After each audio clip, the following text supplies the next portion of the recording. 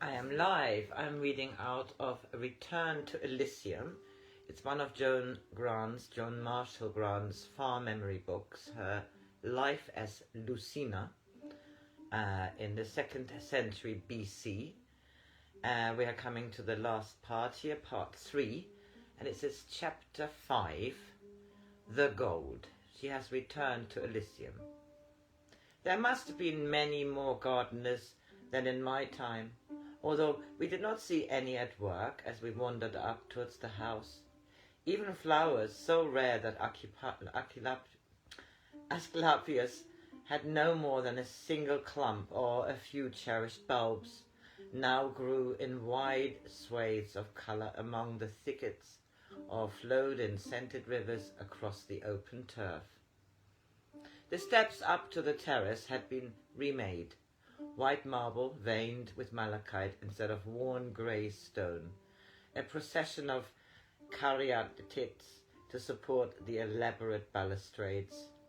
The taste of the new owner is a trifle ornate, but he must be very rich, I said.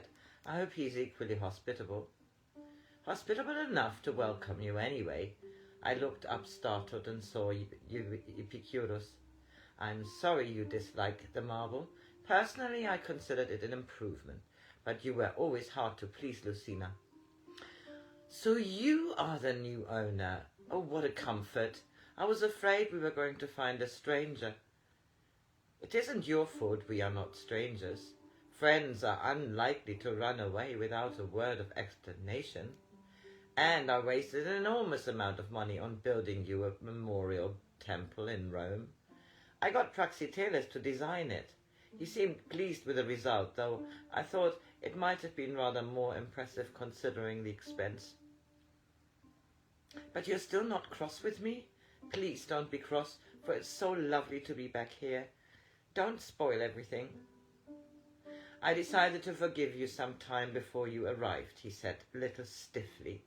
Cleon interceded on your behalf, and told me that you had been exceedingly foolish, but were rapidly learning to repent. He insisted that you were made welcome and given your old room. Is Cleon here too? He owns the place. I'm only the steward, though with wider powers than before. Asclepius handed it over to Cleon before he died, on the condition that any of us could come here when we wished. But Cleon doesn't stay here often. He just comes for a day or two to see things are all right. Has he changed much? Changed? No, I don't think so. There wasn't much in him which demanded change as far as I remember. He looks older sometimes, but that's only natural, now that he has a wife and 4 children. Does he bring them here? I don't think so. At least they haven't been since I became steward. She must be a nice woman, or he wouldn't have married her. No, I said slowly, Cleon would never have married a woman he didn't really love, and he only loved the right things. You had better come and see the house. You will enjoy criticizing my alterations. But he laughed as he said it, so I knew he was not trying to be disagreeable. I slipped my arm through his arm. It is so lovely to be back. He smiled. I missed you, much more than I like to admit. You can be infuriating when you try, but your absence leaves a highly uncomfortable gap, like a missing tooth. I've heard more gallant compliments, but probably none so deserved. The house did not give me any sense of unfamiliarity, though it had been redecorated. The wall paintings were so vivid that they looked like real scenery, and the hangings were of new material in deep, soft colours, with a shimmer which echoed the wings of dragonflies. Vases, statues, carvings in ivory and bronze and lapis lazuli. Each single object of a quality which I had never seen equalled even among the connoisseurs of Rome or Athens.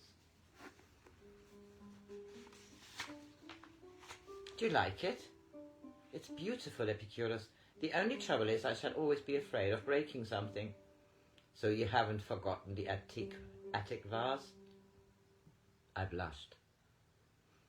I tried to bring back the broken pieces. I must have lost them. But it doesn't matter now. You've got so many other things. The vase wouldn't mean anything.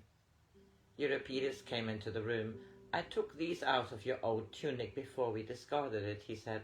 I don't know what they are, but I thought you wouldn't have taken so much trouble to bring them here if they had no significance to you. The black and red shards lay on my open palm. I held them out to Epicurus. I thought you could tell me how to mend them, I said. I have learned how to value beauty now. I won't throw it away again. He took the broken vase and began to fit the pieces together. I have some special glue, he said. When I have finished with this, you won't know it was ever broken. Thank you, I said. Thank you for so many things, for so much more than I shall ever be able to repay. He sighed. It is curious to be so rich and yet not to be able to find the only thing I really want to buy. After you left, I went to Alexandria, to Heliopolis, to every likely and unlikely market, but I could never find it. I sold it for 100 gold pieces. I would have given 100,000 more to buy it back.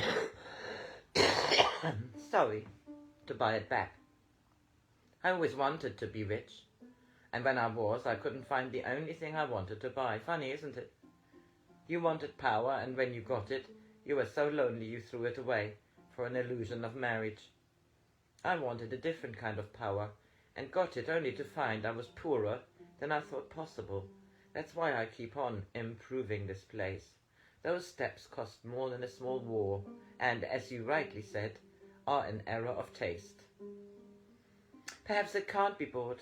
I tried to buy love, not with money, for I knew I should never have enough, but with cleverness and authority, even with magic, and the only love I got was given to me as a free gift. I only saw the love I couldn't buy, that's why I thought I hadn't any. We had gone out onto the terrace, leaving Euripides looking at a collection of manuscripts, most of them lettered in gold on scrolls of vellum. What is it you can't buy? We never had secrets from each other. At least, we didn't before I became so horrible, but I'm like I used to be, only kinder, I said. You were never really horrid, except to yourself. You needed smacking sometimes, but none of us had the courage. Then tell me what you have lost. How can I help you to find it unless I know what it is? Did you ever know what I took in that small, heavy parcel to Rome? I remembered the night in the inn beside the quays, going into the adjoining room and lifting the parcel and finding it was so heavy that I knew it must be gold. It was gold? The gold that paid for us until we could earn enough? Did you steal it from Asclepius? It was gold, and I stole it. I stole it from a dead man. I stole it, though I'd had enough charity to put it with him in his tomb. Until I give it back, I shall grow more and more like him. Not the real him, but the thing he became. Already I'm richer than he ever was. What will happen to me, if my heart breaks, as his did after my mother killed herself? I have no son to look after me when I became an idiot. No gold toy to make me forget I am deserted. You took the statue of Ptah. You took it to help me, and I never knew. Oh, Epicurus, I never knew. While you were in the temple, I never felt I had committed a sin in stealing it. You were curing people, and Ptah is the god of healing, a brother to Asclepius. He would have approved, at least I used to believe it. But we should never rob the dead to help the living. Living brings its own strength, or it should, if we don't try to escape into death. He tried to smile. Don't worry about it, Lucina. I shall find it one day. But I'm so tired of going to merchants and asking them if by chance they have a small statue. No, larger than I can span with my thumb and little finger, holding a rod of power between his hands from which life flows. I've made drawings of it and sent messages to every country, but they never bring back what I want. May I see the drawings? They're in the chest beside my bed. Look at them whenever you like. He pretended to change the subject. Does Praxiteles ever come here? Not often. He is too busy now. He is famous. But he has put several new statues in the garden. He works very quickly now, and I must admit that his technique has improved enormously. He grinned. Since meeting you again, I think he did not overcharge me for your memorial. I must invite him to come here more often. Does he announce his arrival? No. Usually the first intimation is the sound of hammering from the room where he used to work. He carves direct in the stone now, saying clay is a waste of time. As soon as I could slip away without being obvious, I ran to the studio. Praxiteles, I said, as though he were close and could hear me. Praxiteles, please come to Elysium. I want you for something very important. I thought, at best, it would be several days before a messenger of Hermes brought him to me, so I was surprised when he walked in through the door. He must have been asleep in the adjoining room, for he was yawning and rubbing his eyes. Oh, it's you, he said. Did you call me? You woke me from an enjoyable dream. I was just receiving a string of compliments on my new aqueduct. Not my usual line, but I agreed to do it for a very generous fee. However, the banquet was really very dull. One soon grows bored with compliments when they are deserved. In the old days, when women looked as though they were modelled in lard, I wouldn't have missed the praise for anything, even if you had yelled your head off for me. Always the flatterer. At least you haven't changed. A little fatter, I think, but the same Praxiteles. I suppose you wanted me for something more important than to comment on my girth, he said amiably. I'm always delighted to do anything for my friends, though if they ask me to debase my art, I charge them double. Really, those steps. It cured any twinge of guilt I may have had about not doing your memorial for nothing. It is charming, my dear, a poem in stone, a flight of imagination translated into temporal existence. I must go to look at it sometime, I said a little sharply. He might have been glad to see me alive instead of being so interested in my memorial. No doubt one day I shall be most grateful for it, when I have established a more valid right than is given by a false verdict of death by drowning. Didn't you drown? He said. Sorry, how tactless of me. Of course you didn't.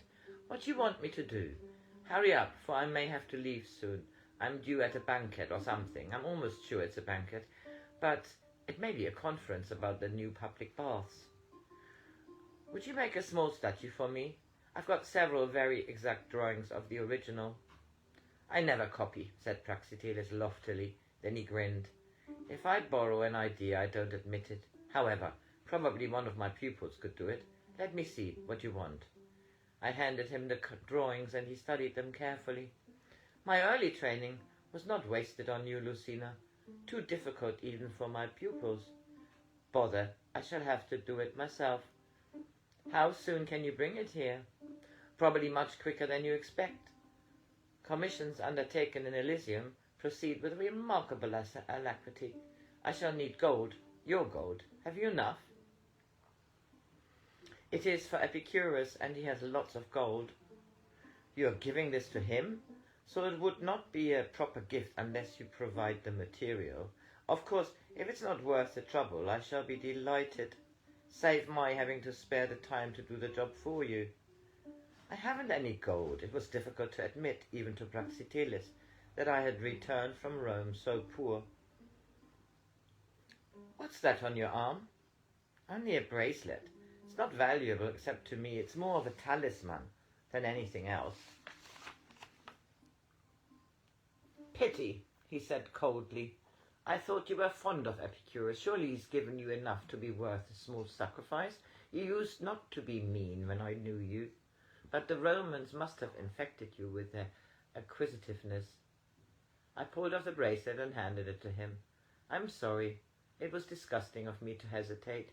He smiled, and I watched him anxiously as he weighed it in his hand. "Is it enough?" I asked.